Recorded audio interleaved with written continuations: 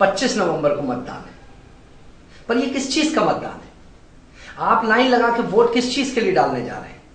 25 नवंबर को आखिर होने क्या वाला है? पिछले सालों में भी आपने तो मतदान किया था, पर उस मतदान का परिणाम क्या हुआ? ये सत्य है कि 25 नवंबर के दिन चुनाव लड़ने हेतु मैं आपके बीच आया हूं, पर पहली बार नहीं आया। मैं कई वर्षों से आपके बीच आपके अधिकारों और आपके हक की लड़ाई के लिए सक्रिय रहा हूं। मैंने आपकी आवाज उठाई। मैं बहुत विनम्रता से पूछना चाहता हूं कि आपके बीच आपका मत लेने के लिए, आपको चुनाव में जिताने के लिए कई उम्मीदवार मैदान में, क्या आपने किसी उम्मीदवार से पूछा है कि उसका व्यवसाय क्या है, उसका रोजगार क्या है? क्या आपने किसी उम्मीदवार से पूछा है कि वो कितना इनकम टैक्स देता है? क्या आपने किसी उम्मीदवार से पूछा है कि उसका परिवार उसके किस व्यवसाय से पलता है? क्या आपने किसी उम्मीदवार से यह पूछने की कोशिश की कि वो काम क्या करता है? यदि मैं आपसे बोलूं कि मैं सिर्फ समाज सेवा करता हूं, सिर्फ राजनीति में अपना मन लगाता हूं, तो यह गलत होगा, क्योंकि मेरा परिवार फिर रोटी कैसे खाएगा? मेरा परिवार चलेगा कैसे? और अगर समाज सेवा ही मेरा पूरा धर्म है, तो अचानक चुनाव जीतने के बाद चमचमाती गाड़ियां कहां से मेरे पास आती हैं? मैं अपना चुनाव का पर्चा भरता हूं और कहता हूं मेरे पास एक भी गाड़ी नहीं है, मेरे पास मात्र 25-50 हजार की एफडी है, तो फिर कहां से इतना पैसा आता है? यदि हमने इस बात पर गंभीरता से चिंतन किया होता, यदि हमारे दरवाजे खटखटा के जो व्यक्ति मत मांगने आया है, यदि हमने हमेशा पुराने समय में उससे पूछा होता आपका रोजगार क्या है, आपका व्यवसाय क्या है, आपकी हमारे लिए योजना क्या है, आपकी क्षेत्र के विकास के लिए योजना क्या है, तो हमारे बीच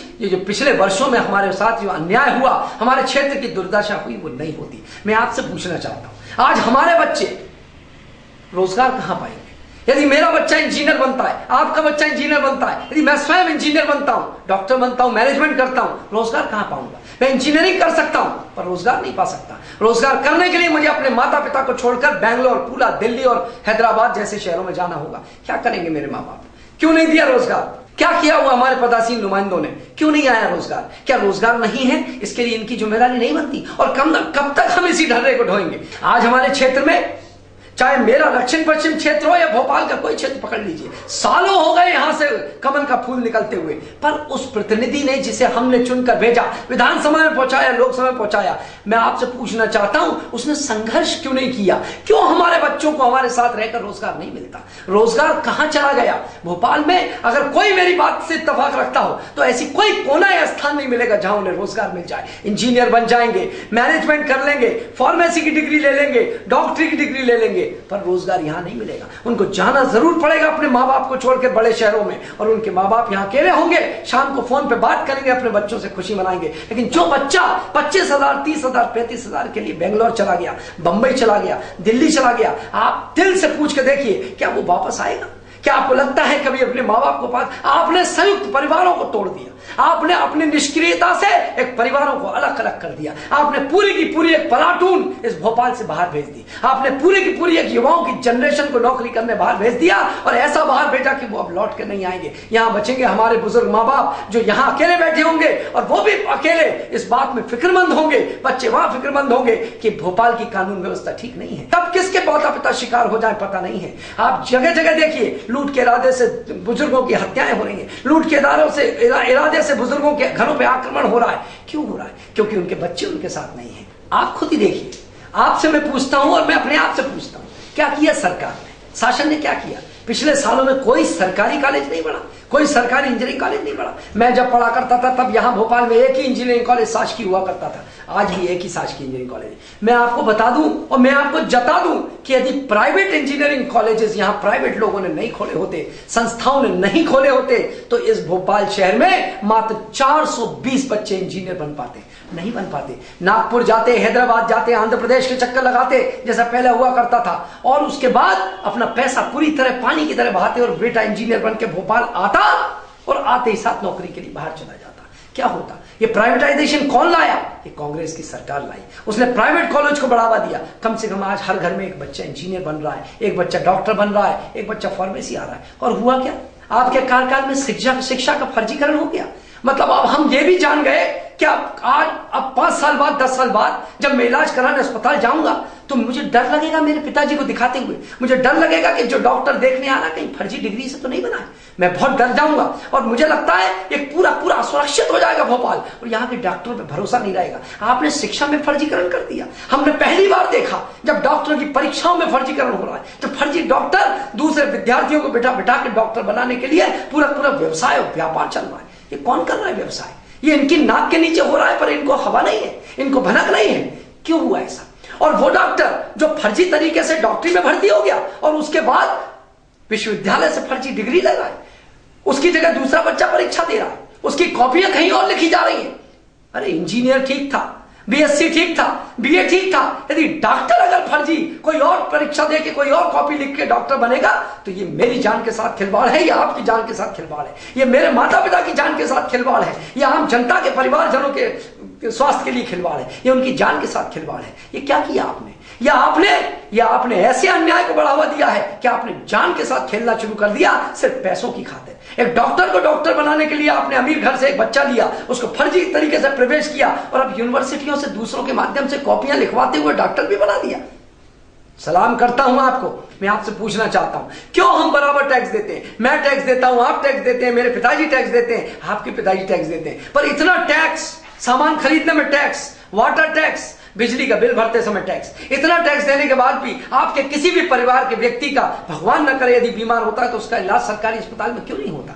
आपके सरकारी अस्पतालों की हालत क्या है? जाके देखिए कार्डियो अस्पताल, जाके देखिए 1250 अस्पताल, सीटी स्कैन होता नहीं, एमआरआई होती नहीं, न्यूरोलॉजी डिपार्टमेंट नहीं, एंजियोग्राफी होती नहीं, एंजियोप्लास्टी आम आदमी की होती नहीं। होता क्या है कार्डियो अस्पताल में? होता क्या है? क्यों नहीं आपने सामुदायिक केंद्र बनाए? क्यों नहीं आपने छोटे छोटे स्वास्थ्य केंद्र बनाए? आज आपके यहाँ बहुत सी बीमारियों का टेस्ट तक नहीं होता, आपको बाहर भेजना पड़ता है। डेंगू में पहली बार है राजधानी में मरीजों की जो है मृत्यु हो गई। क्यों हो गई? ये राजधानी है, आप इसको राजधानी समझते हैं। जाइए 2003 का नागपुर को देखिए, पुराने कागजों में छोटा सा गांव हुआ करता था, और अब 2013 के नागपुर को देखिए, 10 साल में वो मेट्रोपॉलिटन सिटीज की श्रेणी में आ गया, कार्गो हब बन गया, मेडिकल हब बन गया, विदेशों से आके लोग अपना इलाज करा रहे हैं। और 2003 की राजधानी भोपाल आज 2013 में भी रोजगार में पिछड़ गई, स्वास्थ्य सेवाओं में पिछड़ गई, शिक्षा में पिछड़ गई। तो क्या किया हमारे जनप्रतिनिधियों ने? हमने क्यों दिया इनको वोट? इन्होंने 10 साल तक हमारे क्षेत्र का प्रतिनिधित्व किया, लेकिन एक बात फक्र के साथ नहीं गिना सकते कि मैंने आपके बीच ये संघर्ष किया, मैंने आपके बीच ये सेवा की। तो फिर हम इनको क्यों वोट देते हैं? मैं आपसे कहना चाहता हूं, हम क्यों किसी पार्टी को यह अंधविश्वास दिला देते हैं? क्योंकि हम वो कुछ भी करें, वो कैसे भी उम्मीदवार को चुनाव मैदान में उतारे, हम उनको ही मताधिकार, उनके लिए अपने मताधिकार का प्रयोग करते जाएंगे। हम क्यों किसी उम्मीदवार को यह भरोसा दिलाते हैं कि वो कोई कुछ भी करे, वो कितना भी अन्याय करे, कितना भी करप्शन करे, भ्रष्टाचार करे, लेकिन हम उसी पार्टी को जिता दिए आएंगे? यह गलत है। मैं आपसे पूछना चाहता हूं, हमारा जो क्षेत्र है दक्षिण पश्चिम, उसमें कर्मचारियों के क्वार्टर्स थे। हमारी विपक्षी पार्टी जो सत्ता में आई, जिसके विधायक हैं यहां पर, उस पार्टी के अपने घोषणा पत्र में कहा कि हम कर्मचारियों के लिए दुगने मकान बना के देंगे। कहां गए दुगने मकान? क्या योजना थी आपकी? आपने सारे सरकारी कर्मचारियों के मकान तोड़ दिए, खंडर बना दिया, उन खंडरों में असामाजिक तत्वों का डेरा लग गया, वहां पर गलत काम होने लगे, कई बलात्कार उन खंडरों में हुए, कई गलत काम हुए, शराब पी गई, जुआ खेला गया, और अंधेरी गलियों में जाने क्या क्या व्यापार उन खंडरों में हुए, लेकिन उन खंडरों से इनकी योजना का पता नहीं चला। उन्होंने कोई मकान नहीं बनाए, सालों से पड़े खंडर बताते हैं कि इनके पास कोई योजना नहीं है। कर्मचारियों का क्या हुआ? जो कर्मचारियों से मकान खाली करा लिए गए और झुग्गी में रहने के लिए मजबूर होना पड़ा, लेकिन वो मकान नहीं बना के कर्मचारियों को नहीं दिए गए। मैं आपसे पूछना चाहता हूं, 200 रुपए कन्वेंस अलाउंस है कर्मचारियों का, तो आप क्या उम्मीद करते हैं कि 200 रुपए के कन्वेंस अलाउंस में अब इटारसी और होशंगाबाद से भोपाल अप डाउन करेगा? क्या वल्लभ भवन कर्मचारी अब शामपुर दोराहे से आएगा? क्या वल्लभ भवन कर्मचारी अब होशंगाबाद से ट्रेन में बैठ के आएगा 200 रुपए अलाउंस में? इनकी कोई योजना नहीं है। इन्होंने प्राइवेट जो सरकारी मकान तोड़कर इन्होंने एक ऐसी कंपनी को दे दिया, गैमन इंडिया जैसी, जिसका की रजिस्ट्री कराने के लिए न्यू मार्केट की जगह साउथ टीटी नगर का रेट लगाया गया। आज आम आदमी रजिस्ट्री कराने जाता है तो उससे 25-50 रुपए प्रति स्क्वायर फीट ज्यादा ले लिया जाता है, लेकिन जब इस कंपनी की नाम आया तो इस कंपनी को न्यू मार्केट से लगी हुई जगह पर न्यू मार्केट का रेट न लगा के साउथ टीटी नगर का रेट लगा दिया गया। कहां गया वो कमीशन? कौन है इसका जिम्मेदार? और उस बिल्डिंग में 5 करोड़ का फ्लैट कौन खरीद रहा है? और अगर मान लीजिए 5 करोड़ के फ्लैट वाली और बड़े बड़े ऑफिसों की अट्टालिकाएं खड़ी होंगी तो आम आदमी को क्या फायदा होगा? क्यों नहीं लाए आप रोजगार के लिए यहां पर सॉफ्टवेयर पार्क? क्यों नहीं लाए रोजगार के लिए मल्टीनेशनल कंपनीज के ऑफिसेस? आम आदमी कहां जाएगा? कहां पर से पाएगा रोजगार? मैं आपसे पूछना चाहता हूं, आज भोपाल 77% बुजुर्ग यहां पर अपने माँ बाप अपने बच्चों के बिना रह रहे हैं। उनके बच्चे बाहर नौकरी कर रहे हैं रोजगार के लिए, लेकिन उनके माँ बाप अकेले रह रहे हैं। कौन है इसका जिम्मेदार? आज चुन चुन के ऐसे बुजुर्गों की हत्या कर दी जा रही है लूट के लिए, कौन है उसका जिम्मेदार? आज भोपाल शहर में सबसे ज्यादा अपराध हो रहे हैं, कौन है इसका जिम्मेदार? आज पूरे हिंदुस्तान में मध्य प्रदेश बलात्कार और महिला उत्पीड़न में नंबर 1 बन गया, कौन है उसका जिम्मेदार? हमने जो प्रतिनिधि को विधानसभा पहुंचाया और प्रतिनिधि को इतना आशीर्वाद मिला कि उसने कानून और गृह जैसी मंत्रालय की जिम्मेदारी संभाली, पर गृह मंत्रालय की जिम्मेदारी में उसके कार्यकाल में हुआ क्या? आज भोपाल में हर रोज बच्चे गायब हो रहे हैं, अपराध बढ़ रहा है, चेनें खींच रही हैं। देखा कि चेन खींचने वाले कई पढ़ने वाले बच्चे पाए गए। क्यों मजबूर हुए वो चेन खींचने के लिए? और क्यों चेन खींची उन महिलाओं की, उन माताओं की, उन बहनों की? क्योंकि कानून व्यवस्था संभालने वालों का मनोबल आपने गिरा दिया, सीधा मनोबल गिरा दिया। आपके कार्यकर्ताओं ने थाने में घुस के पुलिस वालों की पिटाई की, आपने थाने वालों को सस्पेंड कर दिया, थाने वालों को लाइन अटैच कर दिया। आपके रिश्तेदार की यदि लाइसेंस चेक करने के लिए रोका किसी महिला सब इंस्पेक्टर ने, आपने उसको लाइन अटैच कर दिया। और यह आपने भोपाल में नहीं किया, यह आपने पूरे प्रदेश में किया।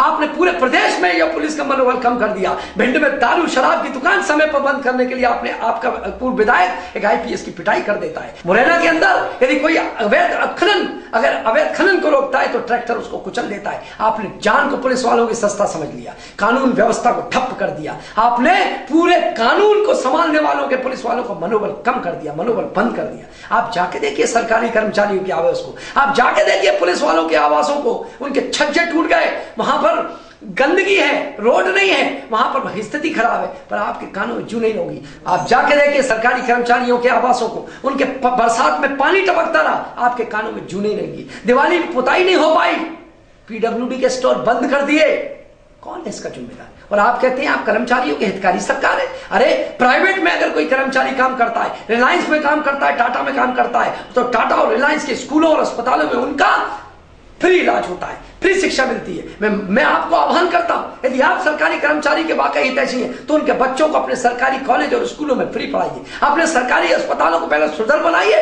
वहां पर सारी बीमारियों के इलाज उपलब्ध कराइए और उनका फ्री इलाज कराइए। यदि आप सचमुच सच्चे कर्मचारियों के हितैषी हैं तो सरकारी कर्मचारियों को आप अन्य जगहों पर आरक्षण दीजिए, क्योंकि यदि आप एरियर देते हैं, डीए देते हैं, ये उनका अधिकार है, ये उनकी एसोसिएशन लड़के ले लेगी। आपको 6वां वेतन आयोग भारत सरकार ने, कांग्रेस की सरकार ने दिया, और आपने क्या किया? आपने अग्रवाल वेतन आयोग लगा दिया। पूरे राज्यों में ऐसे 6वां वेतन आयोग लागू हो गया, केवल मध्य प्रदेश ऐसा राज्य रह गया जहां पर आपने अग्रवाल वेतन आयोग लगाकर उस 6वें वेतन आयोग को रोक दिया।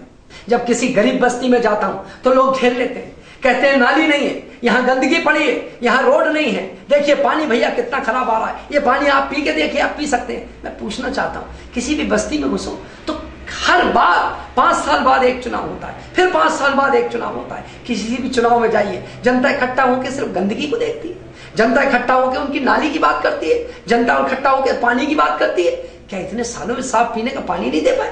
क्या इतने सालों में नालियां और गंदगी साफ नहीं कर पाए? क्या इतने सालों में उनके बीच रोड नहीं बना पाए? कब तक रोड, नालियां और साफ पीने के पानी के लिए संघर्ष होता रहेगा? मैं जिस बस्ती में जाता हूं, गरीब माताएं घेर लेती हैं, भैया मेरा कोई नहीं है, पति बहुत पहले चला गया, मुझे पेंशन नहीं मिलती, मेरा राशन कार्ड नहीं है। कौन बनाएगा इनका राशन कार्ड? कई कहते हैं भैया राशन कार्ड बन जाए, लेकिन 3-3 हजार 2-2 हजार मांगते हैं। क्यों मांगते हैं?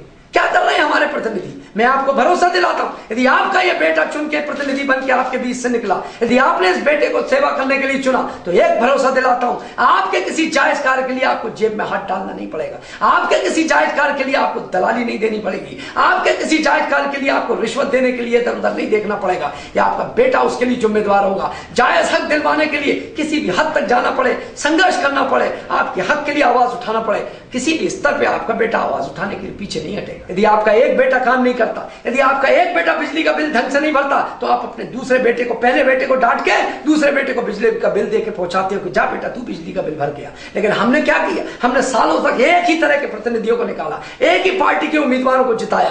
ये गलत है। मैं आपसे निवेदन करता हूं, आप जरूर ये सोचिए कि जिस उम्मीदवार को आप जिताने जा रहे हैं, उस उम्मीदवार की योजना क्या है, सोच क्या है, आपको वो किस रूप में लेता है, आपको परिवार की तरह समझता है कि नहीं। यदि दुख में अंदर से महसूस नहीं करता तो मैं आपके दुख में सहभागी नहीं हो हो सकता। मैं आपसे प्रार्थना करता हूं, अपने मताधिकार का सही उपयोग कीजिए, कांग्रेस के हाथ में हाथ मिलाइए। एक बात का भरोसा दिलाता हूं, बेटे की तरह रहूंगा, भाई की तरह काम करूंगा। आपके परिवार में जैसे आपका बेटा काम करता है, भाई काम करता है, ऐसा कंधे से कंधा मिलाकर संघर्ष करूंगा। मेरे पास एक सोच है, मैं अपनी ऊर्जा का आपके लिए उपयोग करना चाहता हूं। मैं चाहता हूं, क्योंकि मेरा शौक है, मेरा इंटरेस्ट है, मैं आपके लिए काम करना चाहता हूं, सेवा करना चाहता हूं। मैंने सालों आप लोगों के बीच रहा, सालों आपके बीच संघर्ष किया, आपके अधिकार, आपके हक के लिए हमेशा आवाज उठाई। मेरे पास एक योजना है कि कैसे विधायक को बूथ लेवल पे उसके बूथ प्रतिनिधियों के माध्यम से, शिक्षा के कुछ समिति के माध्यम से, कुछ बुद्धिजीवियों के माध्यम से, कुछ बुजुर्गों के माध्यम से कैसे एक विधायक को एक छोटे से मोहल्ले में स्थापित किया जा सकता है, कैसे विधायक की शक्तियों को बूथ तक ले जाया जा सकता है, कैसे विधायक की शक्तियों को एक आम आदमी तक पहुंचाया जा सकता है। मेरे पास एक सपना है, मेरे पास एक सपना है आपके लिए, और मुझे उसको आकार देना है आपके लिए। मैं आपसे हाथ जोड़ के निवेदन करता हूं कि अब नेता नहीं, एक बार इस बेटे को चुनिए।